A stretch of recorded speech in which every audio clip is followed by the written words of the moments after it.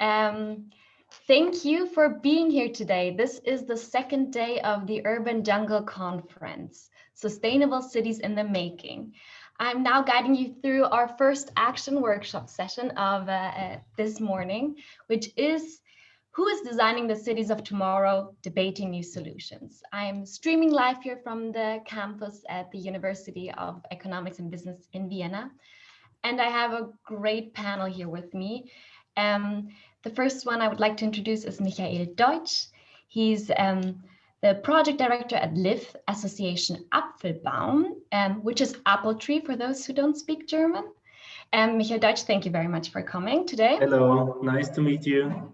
Nice to meet you as well. And the second one I'd like to introduce is Hanna Boonsam. Hanna Boonsam is managing director of Austrian Startups. Hanna, also a big thank you for coming today. Hi, thanks for the invite. Then I would like to share Louise Noring as panelist with you. Louise Noring is the CEO of City Facilitators, and she's joining in from Denmark. Hello, Louise. Hi, Laura. Thank you for inviting me. Thank you very much. And the last but not least is Vicente Guaya. I hope I'm pronouncing your last name correct. Joining in from Spain. Nice to have you here as well. So good morning, how are you? Good, thank you. Quickly to explain this, we are having a few action workshops running parallel to have the session smaller in order for this to be really interactive. So for all you attendees out there, all the people who are listening in, please do not be afraid to ask any questions. I have the Q&A section below. You can use that to ask your questions. I will have it open and see all your questions coming in, and also put them in our discussion round in order to make it more interactive for everyone. Great. So I would like to start with the first question that also gives you the opportunity to quickly introduce yourself to the people who are listening in. And I will again start with Michael Deutsch. Thank you for being here again.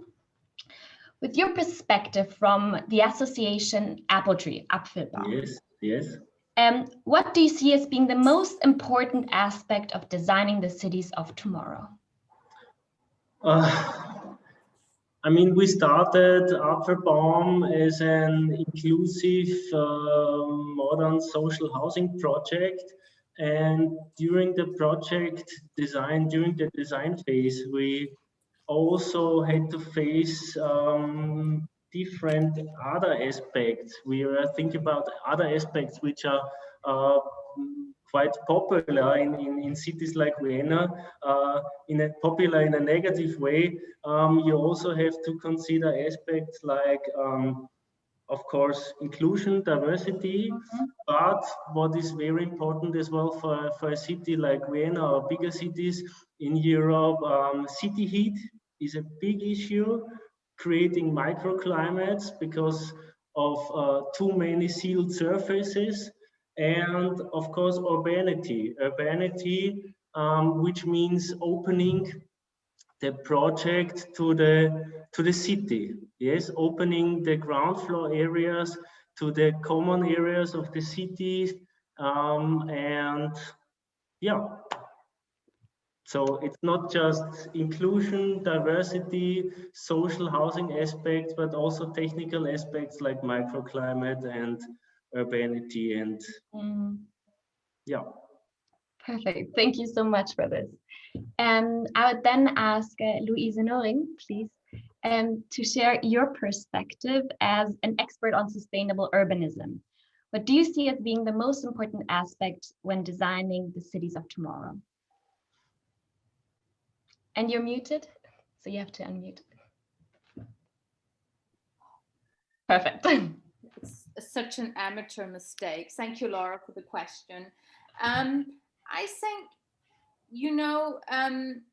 that, I mean, at least among this group of people, I think there is a real desire to design cities that respect the natural environment, that recognize the finity of our natural environment, and that also embrace social inclusion.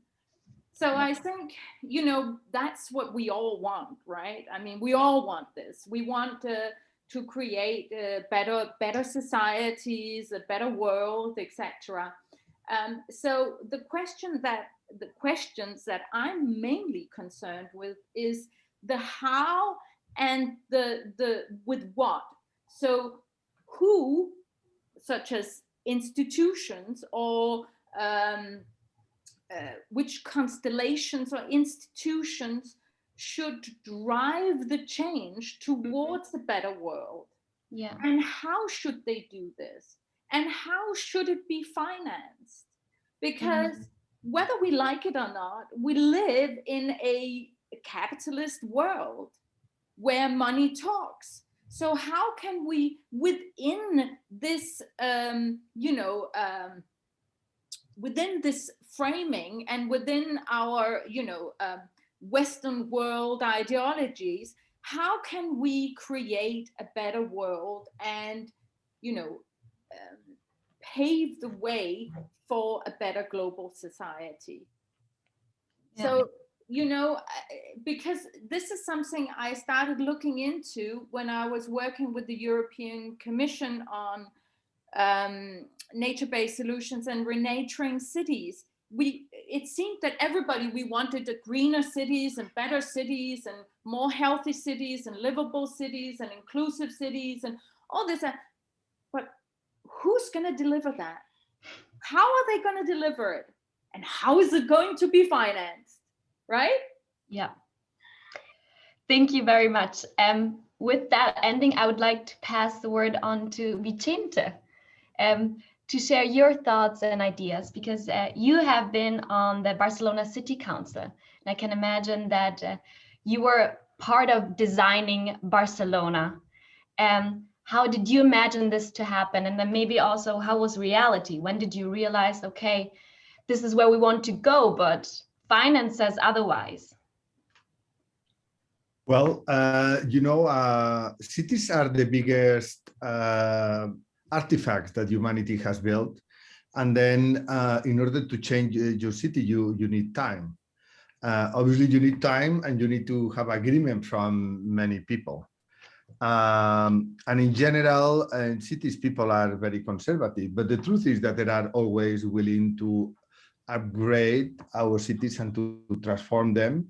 I say that we change our urban model only every 50 years. That's the truth. I mean, the last big change of paradigm was in the 70s after the energetic crisis and the end of the modernism. And the previous one was 100 years ago with the Bauhaus and the modern city vision. So that means that we are in this moment of transformation. And the truth is that, related with what Luis was saying, there are always people that want to go faster and go deeper. But the truth is that at the end, the good ideas will prevail. But then these take time. So it's a question of going in the right direction, because the truth is there is not one. I mean, until now, what happened is these new ecological ideas were a kind of curtain. No, was a kind of greenwashing in many cases approach where the real economy, the bold economy, the tough guys are doing burning oil and doing business as usual. And there are some kind of naive people that were playing guitars and were talking about ecology and so on. But the truth is that this is over. I mean, the real economy now is becoming the ecology. There are no one economy and another parallel that is wishful thinking. No, the new economy that we are, and the European Union now finally has approved this zero emission vision for 2050. And this is exactly what we were talking in Barcelona in the year 2011. We had a mantra that said that Barcelona should be a self-sufficient city, developed with productive neighborhoods in a zero emission city. 10 years later, this is the official mantra for the European Union. And what we need to do is to upgrade our economy. And this is something is going to happen. Yeah. Thank you for this positive outlook. I will then go right over to you, Hanna.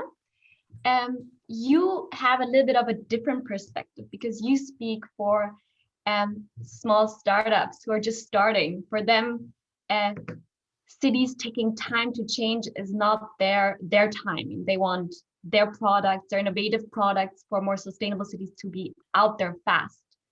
So from your perspective, what do you see as being the most important aspect of designing the cities of tomorrow when thinking of startups? I think actually it's a really interesting discussion, and also everything Louise, Vincent, Michael, you said is very easy to build up on, because what it really needs for the cities of tomorrow is a multi-stakeholder collaboration. So it needs the public systems to be open for new ventures, for new ideas to come in. It needs the speed and the innovativeness of the startups to actually bring these new ideas and push also the other levels to cope up with them and to actually change quickly, because we don't have the big time span that we had historically, that we can just take our time in order to develop these big solutions, but we need to actually try things out in sandboxes quickly in order to find out which is the right direction we want to go into. We need to be able to collaborate on multi-stakeholder levels. We need to have a common language that we speak. I think actually to find the structures in order to collaborate with these different aspects, be it the public sector, the private sector, be it the entrepreneurship and startup sector, is super, super important. Thank you very much. I would then pass the word on to Louisa, because these multi-stakeholder approach, I can imagine you have quite some experience on that, and how the insights are, and what you would, when you look at what you have experienced, would like this to develop further, or what are the barriers that this multi-stakeholder approach isn't working right now, or not yet as much as we would like to? Yes,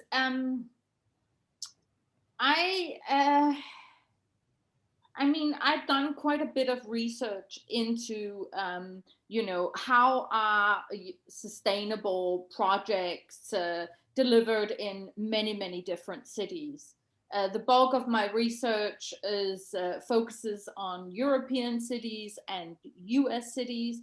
And more recently, I'm also comparing with some Asian cities. I think there are many ways of doing this. I don't necessarily think that network governance is the holy grail. I think,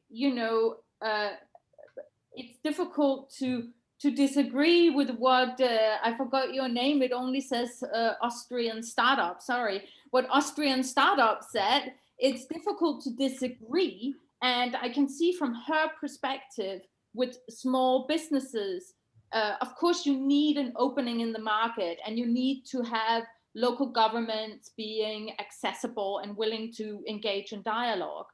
But what my research has revealed is that if you want to make quite profound transitions, which is what we are talking about here, which Vicente also highlighted, if you want to make quite transformative changes, you actually need a very strong public sector. You need a capable, non-corrupt, fiscally strong public sector that can, make good regulation,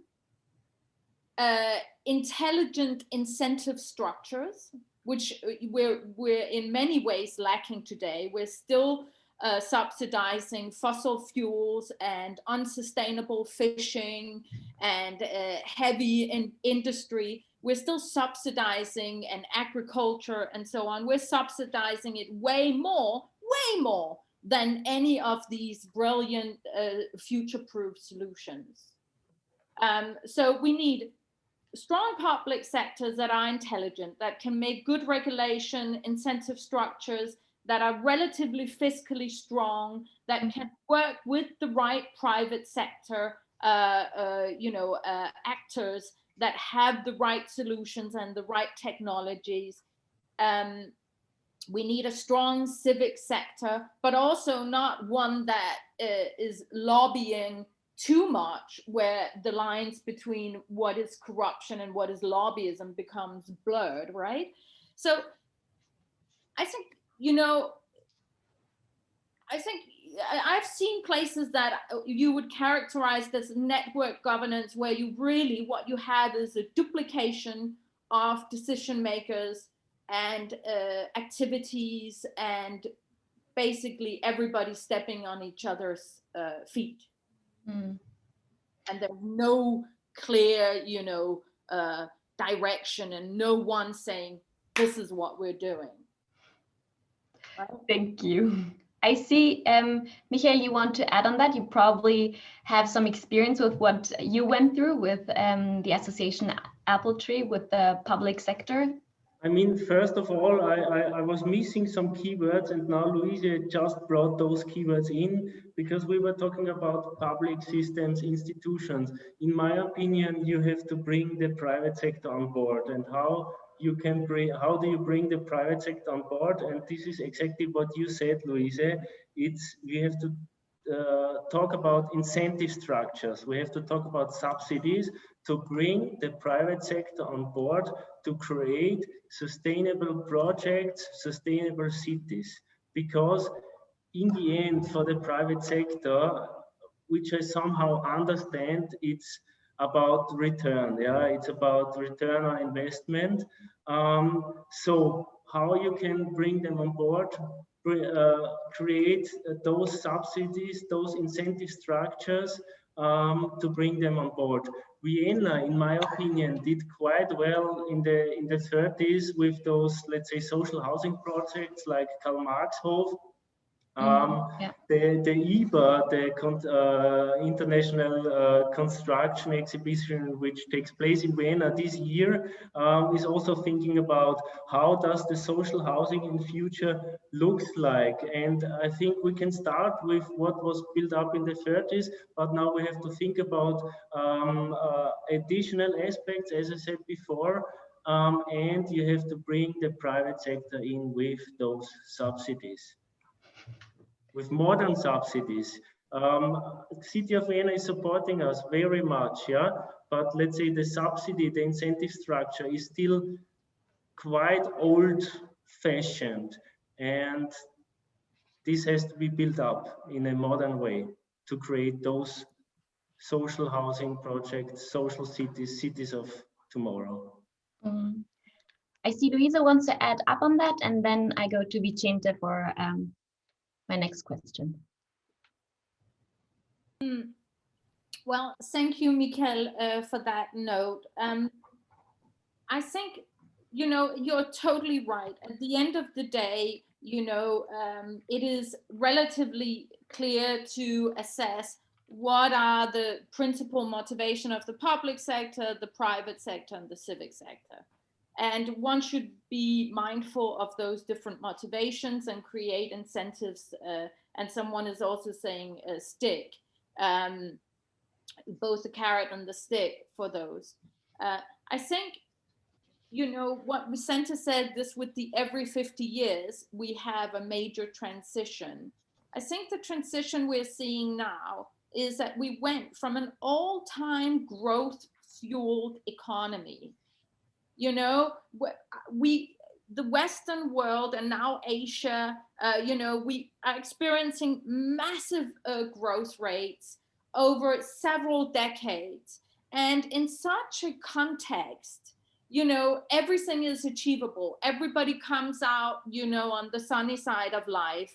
Everybody gets to buy a car. Everybody gets to buy a house. Everybody, you know, but I think the shift that we're seeing now is that there's a recognition that we cannot continue to grow. And that will impact our private sector in very radical ways, because they are also fueled by a growth-driven, you know, motivation. So we really have to rethink how, what the economic and society fabric looks like in the future going forward. Yeah. Thank you very much. Now I'd like to go to you, Vicente, because you have been part of the Barcelona City Council when this whole concept of the super blocks was actually thought of and then implemented. Can you share quickly, because some of our participants have heard of super blocks yesterday, but not all, quickly share what super blocks are, and then also how it was for you to go through with this? Well, super blocks were an idea developed by the Agencia of Urban Ecology in Barcelona. So the idea is that an idea that we all agree is that we need to reduce the impact of private cars in the city. In Barcelona, in fact, 30% of people walk to work. So that means that maybe only 12% of people take the car to go to the work. But in any case, there are many cars that are moving around because the city is very dense. There are not many green spaces and so on. So the idea was let's develop a system where we have every 3 streets, we have a street where the buses and the car will allow to move, but then every 2 streets will be only for local traffic. So the idea is maybe in the future we'll reduce the cars because we are developing more public transportation and we are developing more bike lines. And then we are going to keep the density of traffic in some of the streets, but in some others will be reduced in a radical way. The truth is that the new grid bus system was deployed, and this idea of the super block was started to develop as prototype in some places. And right now, the truth is that the city council that has changed in the last year developed another version of the super blocks that the author of the super block said that is not anymore a super block, and I agree with him. But they keep the brand, what is very funny because because the brand is so good that they keep the brand, but the concept has been changed. And right now, what they are doing is transforming one of each 3 streets in the Champlain, so that means more in the city center, into a green street. What is another very radical idea. That means that one street every 3 will be banned for cars, and only cars will be able to enter 10 kilometers per hour. So we are in a moment where, I mean, from my point of view, in 30 years, private cars will be banned in the cities. You know, the idea of having a private car is an old idea from the 20th century because it was a sign of progress, a sign of identity, and so on. So, but the idea that you do have your own private car is like the idea to have your own private elevator in your building. So we have an elevator that we share all because it doesn't make sense that all of us, we have an elevator. And that's why we have only one elevator for all of us. So cars, when they become more robotic, they are driverless cars and so on, they become a kind of horizontal elevators, and it doesn't make sense that you have your own car. So that means that we are now in a process, the city launched a competition in order to disasphalt the city. We are starting to disasphalt the streets in the city. And again, this is another very radical move. I think that there is a lack of, I would say, holistic strategy, but we are more in the tactical status. I mean, after the COVID, there were many tactical transformations, expanding sidewalks just by painting and putting some benches and so on. Now in this movement for the super blocks, we are in a tactical situation, but still, I think it's a good idea to start to eliminate cars from the city and to develop public transportation, walkable city, reintroducing nature and so on. Thank you very much. Hanna? You have your name in your title now. Very good. So we now know that this is Hanna from Austrian Startups who want to talk to you. Good. My question to you would be, because you heard sharing cars, when we hear things like that, we often think of sharing apps. So often also ideas that can either come from the city or from an entrepreneurial mindset who says, okay, I want to implement that in a city. Do you maybe have some some examples to share of startups who changed the face of a city for the better? Absolutely. Maybe just before I answer your question, a couple of comments to what has been said before. So I agree that it needs kind of a basis and a strong government that is already where the head is actually going into the right direction. It's like with a company, if the CEO is not fully behind the vision of making, for example, a company more sustainable, the employees won't manage to make it by themselves. And the same is for the city government. If there is not a strong head that is actually pushing for change and pushing for sustainable change, every other element of the city and every other stakeholder will be struggling. So here I agree. On the other hand, I believe that it needs more than only grants and incentive structures in order to enable innovation within a country. So actually, I think startups and new companies should be a real customer as well for governments. So governments should build structures where it's easier also to work with startups together, be it sandboxes where startups can in a very in a small environment try out new innovations and new technologies without all the legal constructions that are around and that are often prohibiting them for trying out their new structures, be it with competitions like that was mentioned by Vincent now, where they are actually trying to rebuild structures in Barcelona. I think this is also a super important point. Like cities are there. It's not possible to actually build something on a, in German we say grüne Wiese, on a green space, but we actually need to come from the outside and see how can we change something now to become more sustainable and more innovative. One really good example here is Green Pass. So what they do is that they actually analyze with modern technology the climate impact of old and new buildings and enable institutions to actually either rebuild the constructions so they become more sustainable, or also advise how new buildings should be built in order to have the least impact, the least footprint on the environment. Or be new sharing economy apps like Eddy. It's a new sharing bike startup. I think in the Netherlands there have been similar concepts before, but for Austria it's a new company where you don't own your bike, but you actually kind of rent it, and whenever it gets stolen, etc., you can just get a new one, and you have kind of a subscription to your bike in order to own it. So I think there is a lot of room also for the sharing economy, for new climate inventions to scale, not only in Vienna, but on a European level. So I think one point that has not been mentioned so far in the discussion is also the collaboration within the European cities.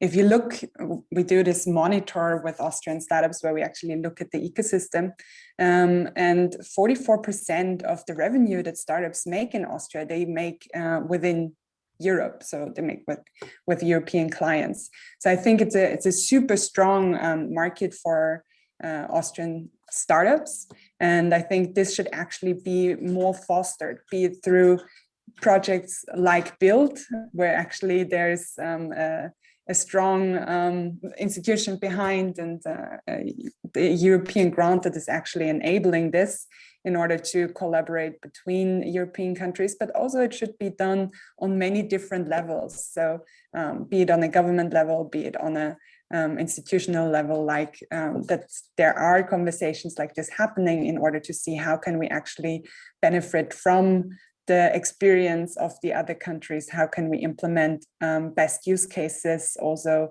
on a national base. Thank you. Thank you very much. A long answer.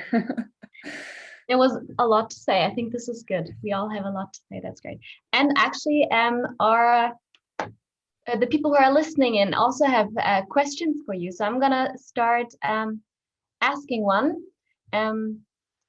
What can startups and private companies do from their side to gain trust to collaborate with the public sector? Example given for public-private partnerships. So maybe Hanna or Louise, if you feel like you could share an answer to this.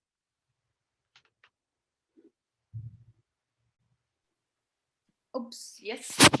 So the question was, what can startups and the private sector do to help in this transition? To gain trust, yeah, for collaborations with the public sector, exactly. I would say it depends on, I mean, each system has, or each city has a stronger or a weaker inclination to collaborate with private stakeholders, whether they be small startups or larger corporations. I mean, for instance, generally in a more Anglo-Saxon context, there is almost a dependence on working with the private sector actors. For instance, the incentive structure in UK cities is that they only get public funds from national government if they can demonstrate that whatever they're investing in is 50% of the investment comes from a private sector actor. So these are some of, in such a context, it is, I would imagine, much more easy to play a role as a small startup or even a large private corporation, because the whole public financing system is structured in such a way that local government is obliged to collaborate. In other cities such as Copenhagen or Vienna or Hamburg and so on, there is not such a tradition. It's not so strong, and there is not the same incentives. And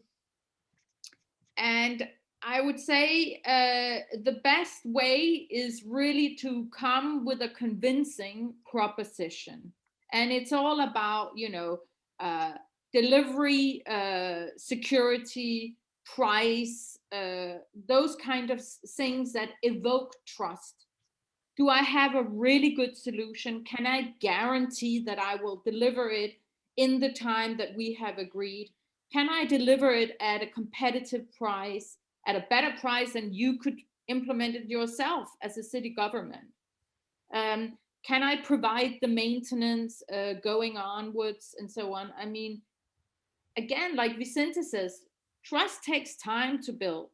So you need the technology, the product, or the service to be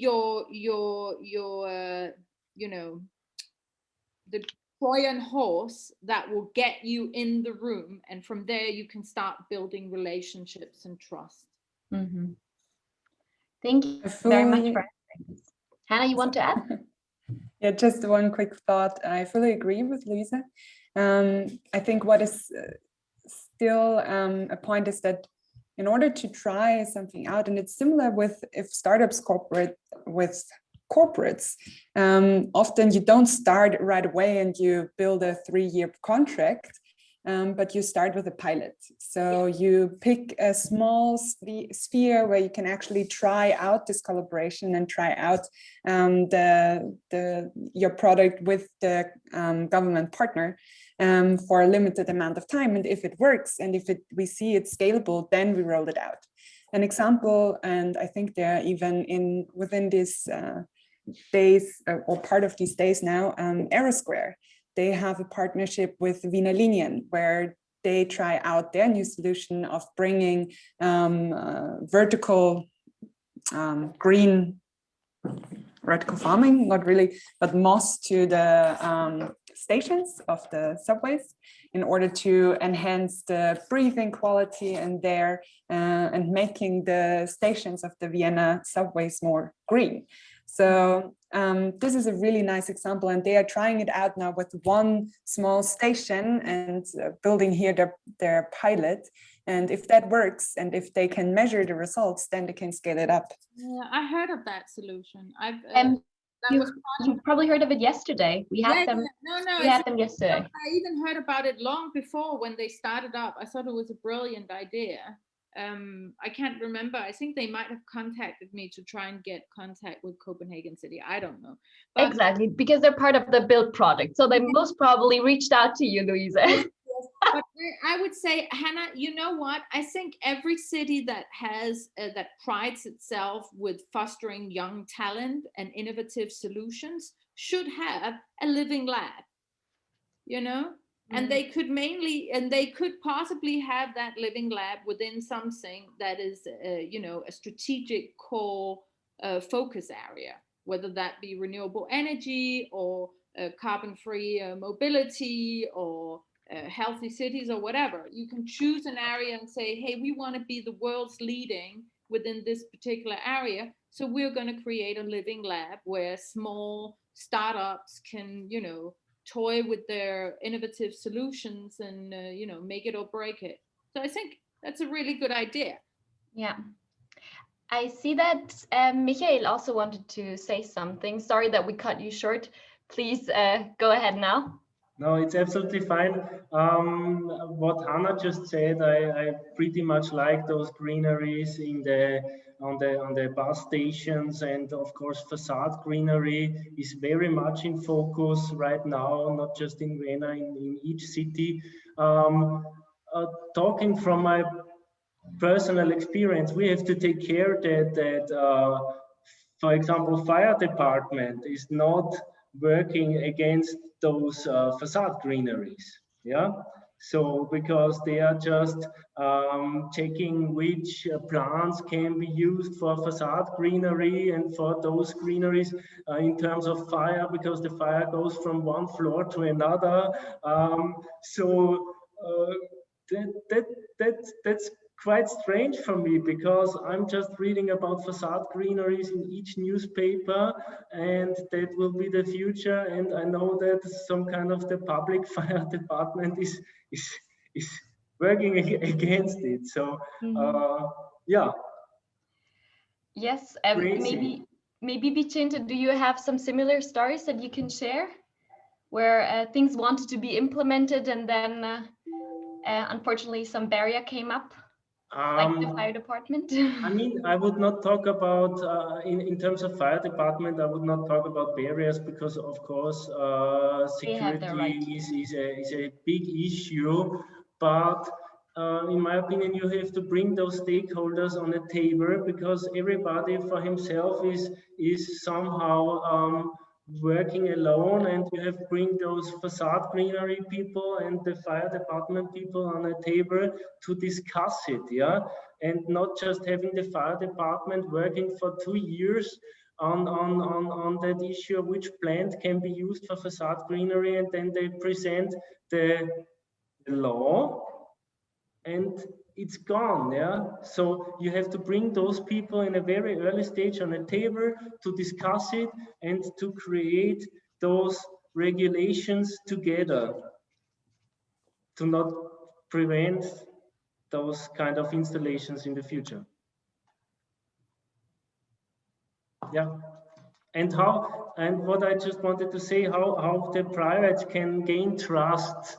The privates can gain trust if they spend the subsidies exactly for the purpose they are for. Yeah, you can gain trust in a long way if you're a private investor. You can gain trust in a long way if you build nice projects, if you support the city of the future, if you spend the subsidy for exact the purpose it is designed for. Thank you very much. And Vicente, do you want to add something? Yeah, well, in my experience, innovation in many cases required to be acting in an illegal situation. So the reality goes faster than the laws. And that means that in many cases, the administration must decide if they support this innovation, even if at some point they are in an illegal status. And then the next step is to create a regulation. So related with what Luis was saying, today we have an interesting discussion about the renewable energy or the fossil fuels. The renewable energy could substitute all the fossil fuels. And it's a question at the end of regulation. If in some country they say we ban the cars with oil, then that's over, So that means that the administration has the power to do many things because they have the power of the law. Obviously, there are many influence from the administration coming from the revolving doors that many people that are in the private enterprise that are connected with the administrations and so on. But in any case, these are just steps in the long run, because moving in the right direction is always the best bet. 10 years ago, no one believed in the electrical car and so on. And now everyone is focused in electrical car. Renewable energies were the same topic and so on. So I would say that the cities that are leaders are those that the leaders want to risk more and want to go faster and further. And this is what we learn. Mm-hmm. Thank you very much. I would like to bring something up that was said yesterday by André Hullier. He said that it was he was talking about the super blocks, and that it took a while for the people to get used to this new free space that was now happening, that cars didn't go through the streets anymore. And it was said that these changes take some time for people to accept them. And I would quickly maybe run through every one of you and ask what your opinion is on this, what your experience is on this, what this means for different changes, different agents that you work with, that some changes just need some time also for the people to accept them and then use them in our cities. Who wants to go first? Who hasn't talked in a while? You all talked just now. Maybe Vicente, do you want to go first? Because I see you're still unmuted. Okay. Great. You said, yeah. So now I will answer with some answer that Mayor Bloomberg from New York, he said, because they were discussing to remove cars from Broadway. That if you see a city like New York, to remove cars from Broadway seems to be a crazy idea. And then the people from the mobility department, they say, well, we can do some tests, because the people are conservative. The people don't want changes, and the mayors are always afraid about these radical changes for people. And what they did was to use the information coming from the taxis to understand what happened. They did 1 year test about cutting the cars in Broadway, and it was super successful. And then the mayor said, let's go ahead. And now they are super proud of it. So yes, the people in general, they don't want changes. And in general, you need to prove the mayor. We were demolishing a highway in the middle of Plaza de las Glorias. And the mayor said, I'm afraid about demolishing this highway, even if we are Barcelona. But then later, when we proved it was very successful, after demolition, they say, do we have any other highway to demolish? Because this is great, no? So I would say that people are conservative in general, and mayors are a bit conservative because they are looking always to the people, but you need to be able to prove using science, using information that what you are doing are okay, and then innovation will be faster. The most difficult thing is to demolish the first brick, but after that, the wall will be demolished for sure. Thank you very much. Michael, maybe you want to share how this is for you as, Apfelbaum, the vision of the village in the city. Personally, I'm not very confident at the moment, because not long ago, 2 people were shouting at me because of a tree planted in front of a construction site of mine and 2 parking lots gone. And those people, I was very happy about the tree, but it was planted by the city, yeah? But they thought, okay, this is my construction site, I planted the tree and those 2 parking lots were gone. And those people were shouting at me because of those 2 parking lots gone in a quite big district of Vienna. So that's why I'm not confident at the moment, but I fully support what Vicente is saying, and I really like your view, and I also believe if 1 or 2 bricks are gone, the wall will fall down. And you can see on several public projects where they made those, let's call it green roads, where no cars are allowed anymore. People are complaining so heavily, so much, but after a time they get used to it. And there will always be some people always complaining about it, but they anyway complaining about everything. So we are in a Vienna still. Yes. Thank you. Luisa, do you have something to share here as well? Well, again, you know, I think I can understand why people would get upset with having removed parking lots if the city has not offered a good alternative mode of transportation. So these kind of things have to be carefully contemplated. You know, you can't ask people to, you know, make behavioral change and then not help them, you know, in their everyday by providing maybe biking infrastructure, good, safe biking infrastructure like we have it in Copenhagen, or a good public metro system. Or, you know, you can't just say, hey, we don't want cars, we're gonna now change everything into pedestrian, which I love, you know, because I walk a lot, but you know, it may not suit everybody, and people may come from afar, have greater distances and so on. And so I don't know, I mean, these are complex issues, but you know, the city should take responsibility of other than just removing parking lots, for instance. Yes, thank you very much. And Hanna, do you want to add on this and share your thoughts? I think most have been said. I really agree with Luisa. You can't just take something away and then not provide an alternative. But I also, all the people from Austria or Vienna at least know the example of Maria-Hilfer-Straße, where there was also a huge discussion that this huge shopping street which was full of cars was made into a pedestrian area, and there was a lot of discussion that this should not be happening, and that this is not going to work. And now nobody could imagine it being a normal street anymore, and everybody loves that this is a space where there are trees and where people can just walk on the whole area. And now step by step new areas like this are developed, like the Kärntnerstraße was then also developed to be an only pedestrian area.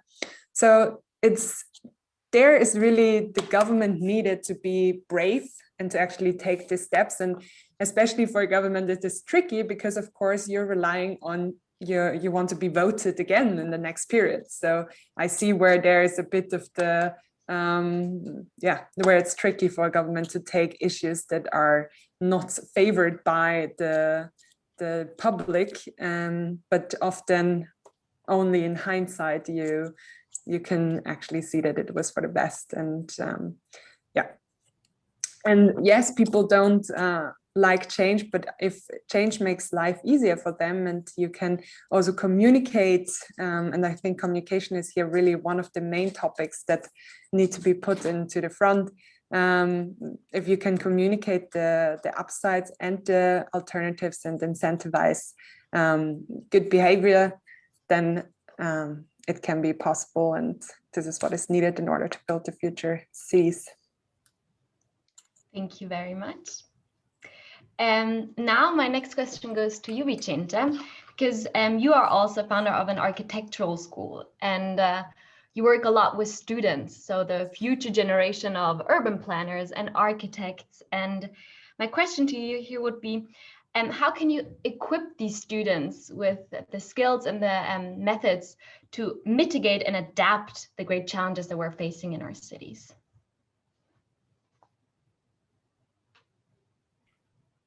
Yeah, well, the question is that now students need to have a lot of skills because it's not about being architect, engineer, poet, or whatever, but you need to be mixing many things about visualizing data, writing text, learning why trees are eating CO2, and so many different things. So the way we do it is we create a space, we give them tools, and we give them freedom. So in general, students has been kind of in general, when I was a student, my teachers treated me like an idiot. So I was an idiot, young idiot, I didn't know, and they knew something I didn't know. And the traditional education is someone knows something, someone doesn't know something, and he will evaluate about what you don't know, no? That you are trying to know. But this is obviously over, because now everyone has every information in front of you or through internet, and the best way to learn is to learn by yourself and to learn with your friends and to create a community of learning and to create the habits of learning forever, because we'll be learning forever. Education doesn't finish when you finish the university. So again, our idea about education is we create a community, we give them tools, we share our knowledge, and we give freedom. And this is the best way that these people become leaders of their own life. Yeah. Thank you very much. I see we now have 3 minutes left, so I would quickly ask one question and ask all of you to give 1 or 2 statements to stay in time. And my question would be, in your opinion, what is the most underestimated potential of cities?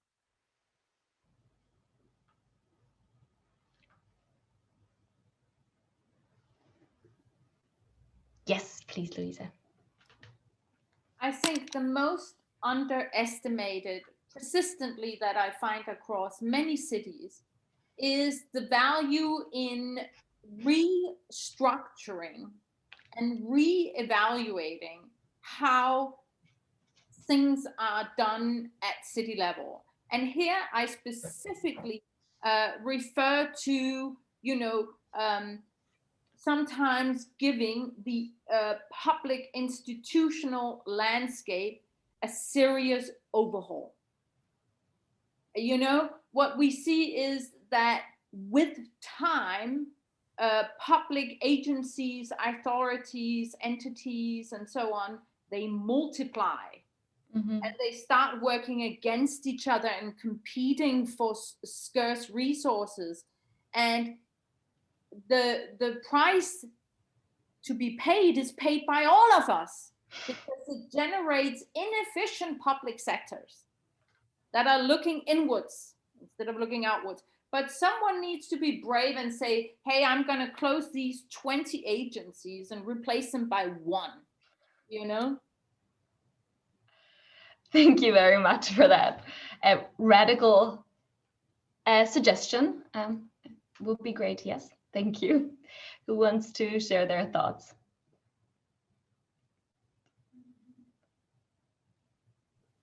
Hanna, thank you very much. I think what is really, what needs to be tapped into more is the entrepreneurial opportunity within every organization. It's not only startups that bring in the new innovation and technologies, but it's the individuals in every organization that are brave enough to think entrepreneurial, to think in new and innovative ways, and actually to make sure that every organization gives these people the space in order to try them out, and to be brave enough to also take actions that are unconventional, that might not be in the public eye the most favored, but that are in a long-term perspective good for our future cities. Thank you very much. I would say bring the people of Vicentes University into those companies of Hanna, into Hanna startup companies, and get it done. We can do that right after. Please meet up afterwards and do this. Thank you, Vicente. Yeah. And what is, in your opinion, the most underestimated potential in cities? Just one last sentence and then we wrap it up. To be productive again. We should produce things again, not just import things and making trash. We should make things, food, energy, and digital reindustrialization. This is the new challenge. Thank you very much. I want to thank all of you now for being here with me, for talking and discussing. It is very, very interesting. Our time now, unfortunately, is up. We are going over to the next session now, and I'm giving over to my host again. Thank you, Daniela, also for taking over from now on. And thank you all for your interesting answers. And thank you for those who have been listening and posing questions.